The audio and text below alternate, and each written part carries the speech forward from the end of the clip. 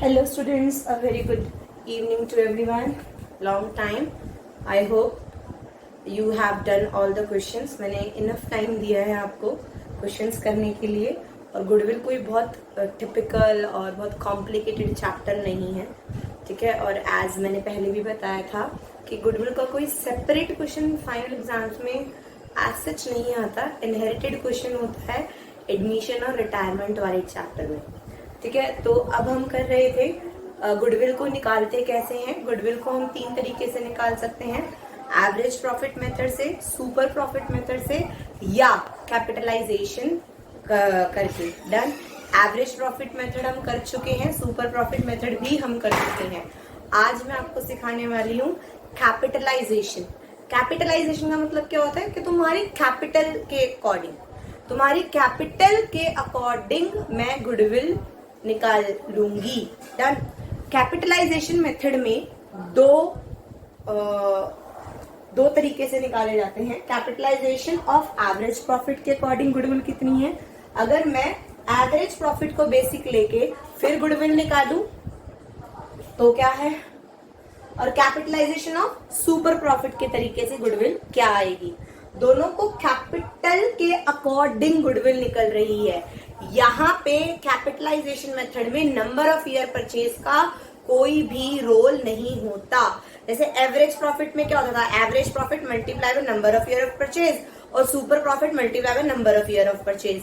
Number of year of purchase के according हम goodwill निकालते थे, बट यहाँ पर हम कैपिटल के अकॉर्डिंग गुडविल निकाल रहे हैं।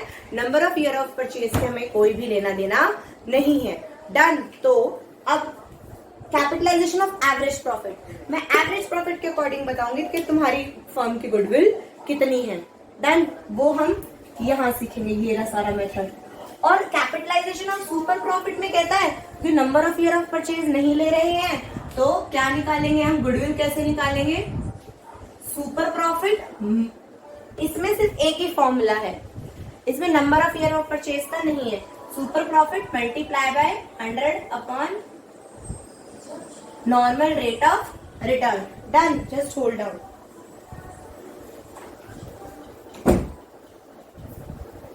डन। तो गुडविल कैसे निकालेंगे, super profit multiply by normal rate of return. I will come to this question. पहले हम एवरेज प्रॉफिट निकालना सीखते हैं, एवरेज प्रॉफिट के अकॉर्डिंग गुडविल निकालना सीखते हैं, ठीक है। मैंने कह दिया मैं एवरेजली 60,000 रुपए कमा रही हूं, ठीक है, और मेरे धंधे में 10% नॉर्मल रेट ऑफ रिटर्न है। बस इतना बताया है, सुनते जाना। मैंने क्या कहा, मैं एवरेज प्रॉफिट 60,000 कमा रही हूं। Done.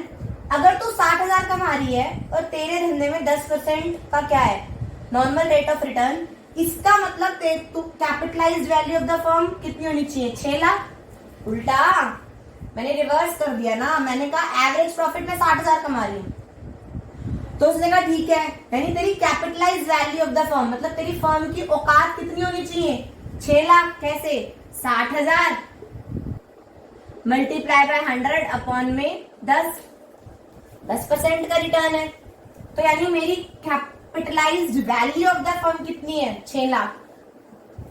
If this is my firm average profit, then capitalized value of the firm should भी इतना, कि इतनी मैंने लागत लगाई हुई है। मैं बैठी हुई थी और मेरी फ्रेंड बैठी थी, मेरी फ्रेंड पूछती कितना कमा लेती है, मैंने कहा बहन 60,000 रुपए कमा लेती हूँ। तो उसने कहा अच्छा तेरे धंधे में 10% है ना नॉर्मल रेट ऑफ रिटर्न। मैंने कहा हाँ। कहती अच्छा इसका मतलब तूने 6 लाख रुपए लगा रखे हैं। मैंने कहा नहीं, तूने तो 6 लाख रुपए नहीं लगा रखे। मैंने कहा मेरी तो actual capital employed of the firm 480 है,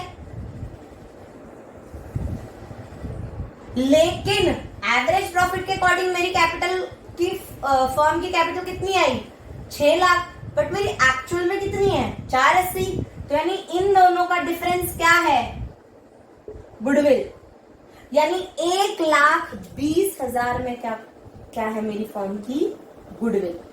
अगेन मैं रिपीट करती हूँ, कैपिटल एम्प्लॉयड तो निकालनी आती है ना, 2 अप्रोच से, एसेट अप्रोच और लायबिलिटी अप्रोच, टोटल एसेट्स में से लायबिलिटी माइनस कर दो, इतने तुमने कैपिटल पैसे लगा रखे हैं, या कैपिटल प्लस रिजर्व दे दो, अगर ये दे रखा है तो उसमें से माइनस कर दो, इतना तुमने पैसा लगा रखा है। तो मैंने कहा मैंने तो 480 लगा रखा है, बट उसके अकॉर्डिंग कितनी आई कैपिटल 6 लाख, तो बीच का डिफरेंस क्या हो गया मेरा गुडविल, 1,20,000 मेरा क्या हो गया गुडविल। समझ आया? पक्का? मैं इसके क्वेश्चंस करती हूँ, इजी है, कोई बहुत ज्यादा माइंड बॉगलिंग नहीं है। Try to graph this. सिर्फ और सिर्फ कैपिटलाइजेशन ऑफ एवरेज प्रॉफिट में हम क्या करते हैं कि हम एवरेज प्रॉफिट के अकॉर्डिंग एवरेज प्रॉफिट को कैपिटलाइज करके गुडविल बता रहे हैं। अगर तेरी इतनी एवरेज प्रॉफिट कमा रही है तो तेरी capitalization value of the firm इतनी होनी चाहिए, बट मेरी एक्चुअल कैपिटल एम्प्लॉयड इतनी है, तो बीच का डिफरेंस क्या है गुडविल। क्या है गुडविल। अब अगर मैं इस टॉपिक के क्वेश्चंस करवाऊं,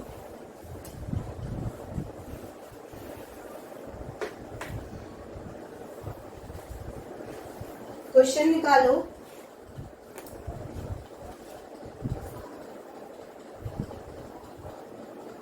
question 18th question, illus 18 page number 3.20।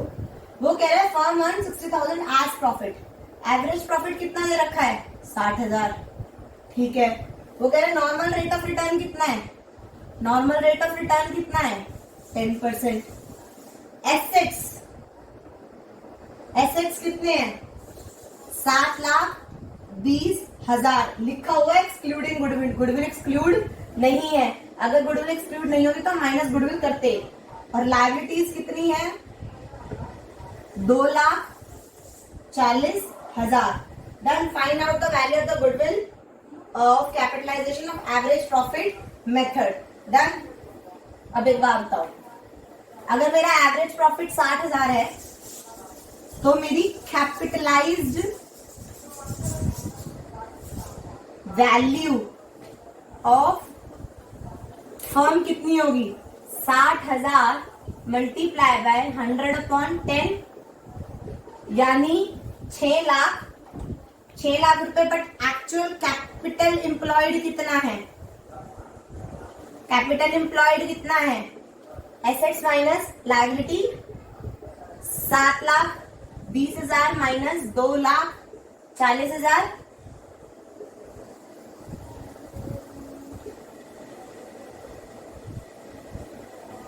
$4,80,000।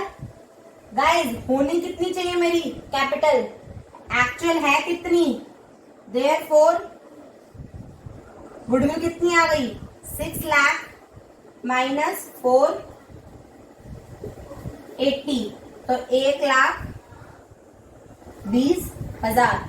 समझ आया? समझ आया? पक्का? अब एक बात बताओ, इसी क्वेश्चन में मान लो इलस 20 करते हैं, मान लो इसी का इलस 20। वो कह रहा है भारत और भूषण पार्टनर्स हैं, उनके कैपिटल अकाउंट और करंट अकाउंट दे रखा है। ठीक है। Average profit 90,000, average profit 90,000, normal rate of return 10%, तो कैपिटलाइज्ड वैल्यू ऑफ फर्म कितना आ गया 90,000 मल्टीप्लाई बाय 100 में 10, 9 लाख। वो कह रहा है इस फर्म की कैपिटलाइज्ड वैल्यू 9 लाख होनी चाहिए, बट एक्चुअल कितनी है, इस एक्चुअल कैपिटल एम्प्लॉयड कितनी है, एक्चुअल कैपिटल एम्प्लॉयड कितनी है सबकी, भारत की और भूषण की कैपिटल दे रखी है, उन सबको हम प्लस कर सकते हैं इररिस्पेक्टिव ऑफ द फैक्ट कि वो कैपिटल अकाउंट या करंट अकाउंट है, उनके दोनों कैपिटल पैसा लगाया हुआ है ना, तो कैपिटल एम्प्लॉयड कितनी निकलेगी 2 लाख प्लस 50,000 प्लस 2,40,000। अब 10,000 डेबिट लिखा हुआ है, डेबिट का मतलब नेगेटिव बैलेंस लॉस माइनस 10,000, तो इसका टोटल कितना आ जाएगा 2 और 2 4 लाख 90 480। तो एक्चुअल मेरी कितनी कैपिटल है 480, बट होनी कितनी चाहिए? 9। तो गुडविल कितनी आ गई? 9 लाख माइनस 4.854, 4,20,000 मेरी वैल्यू ऑफ गुडविल आ गई एवरेज प्रॉफिट के अकॉर्डिंग। समझ आया? इसमें 3 इलस थी, 18, 19, 20। मैंने 18 और 20 करवाई हैं। इसी के बैक एक्सरसाइज के क्वेश्चन है page number 3.33, capitalization method question 30। इसमें भी यही दिया हुआ है। इन्होंने कैपिटल ऑफ द फर्म दे दी, 16 लाख है, नॉर्मल रेट ऑफ रिटर्न दे रखा है, प्रॉफिट फॉर द ईयर दे रखा है। डन। 2 लाख प्रॉफिट है तो होनी कितनी चाहिए? ये सब आप कर सकते हो क्वेश्चन 30, 31, 32, 33, 34, 35, 36 एंड 37।